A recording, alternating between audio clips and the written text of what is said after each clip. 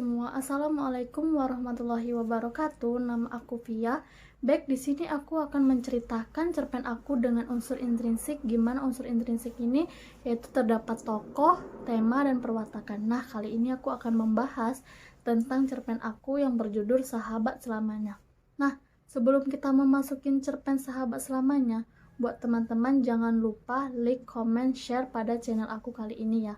Baiklah, di sini aku akan membahas cerpen aku yang berjudul Sahabat Selamanya. Tema kali ini yaitu persahabat dan perpisahan. Tokohnya terdapat Adele, tokoh utama, dan protagonis. Irene, karakternya utama dan protagonis. Ibu Adele adalah pemeran pembantu. Perwatakan Adele ini adalah ramah, putus asa, dan Irene itu seorang pendiam, sedangkan Ibu Adele ini baik dan penyayang orangnya. Alurnya itu terdapat alur maju yang berisi orientasi. Di sana terlihat dua orang anak perempuan yang kelihatan bahagia. Mereka tertawa dan bercanda berdua. Ternyata mereka berdua adalah sahabat. Mereka berdua bernama Adele dan Irene. Mereka tak akan terpisahkan. Adele dan Irene sudah saling kenal sejak kecil. Mereka berdua tak pernah terpisah. Mereka sekelas bahkan satu bangku. Nah, konfliknya yaitu pagi hari ini di sekolah Rin sapa Adele, tapi yang biasanya mereka sangat akrab sekarang berubah terbalik. Irene tidak menjawab sapaan Adele. Dia hanya pergi menjauh dari Adele sambil memerintah seperti menangisi suatu. Adele sangat bingung. Irene adalah sahabatnya, tapi mengapa dia berubah menjauhi Adele? Nah, di kelas mereka berdua hanya diam-diaman. Irene hanya memandangi wajah Adele dengan mata yang berkaca-kaca. Saat Adele menyapanya, dia hanya meneteskan air mata. Dia nggak mau berbicara pada Adele masalahnya, padahal Adele itu sahabatnya. Hingga suatu hari, bangku Irene kosong, dia pindah ke bangku di pojok kelas yang jauh dari Adele. Apa yang terjadi dengannya? Dia bukan Irene yang seperti biasanya.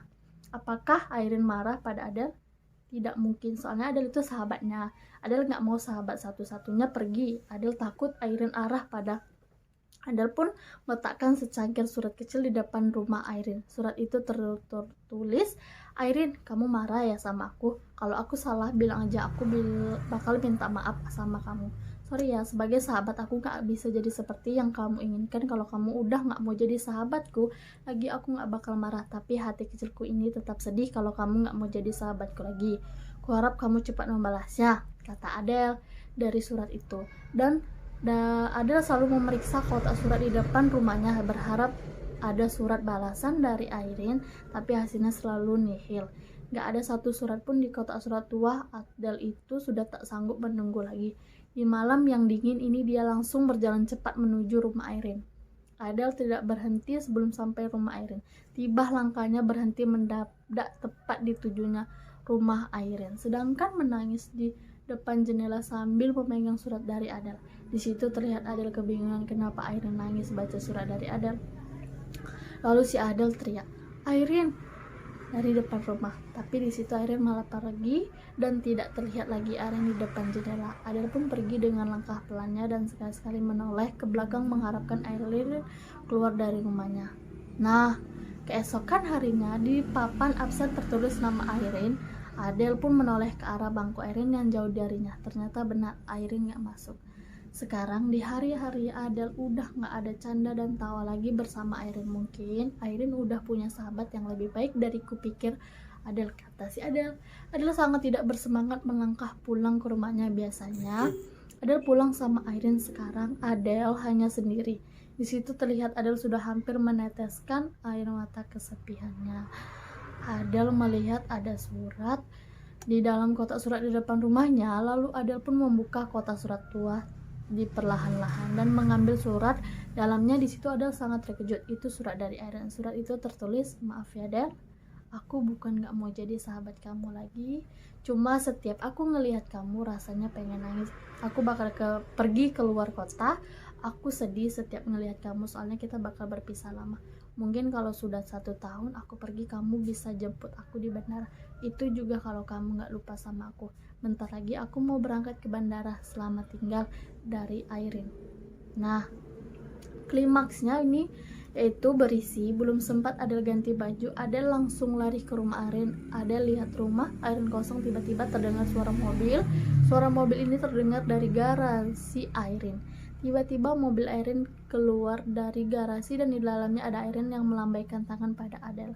Selamat tinggal Adele, semoga 1 tahun ke depan kita masih bisa bertemu. Teriak Airin semakin mengecil. Semenjak itu Adele sering terlihat menyendiri. Adele terlihat kesepian tanpa Airin yang biasa menemaninya. Adele tak sabar 1 tahun berlalu, hingga penantiannya pun tercapai. Sudah 1 tahun berlalu. Tidak lupa Adele segera menuju bandara. Adele terus menunggu tanpa ada kata lelah. Waktu pun terus berjalan. Sudah 24 jam Adele menunggu, tapi nggak ada tanda-tanda dari Airin.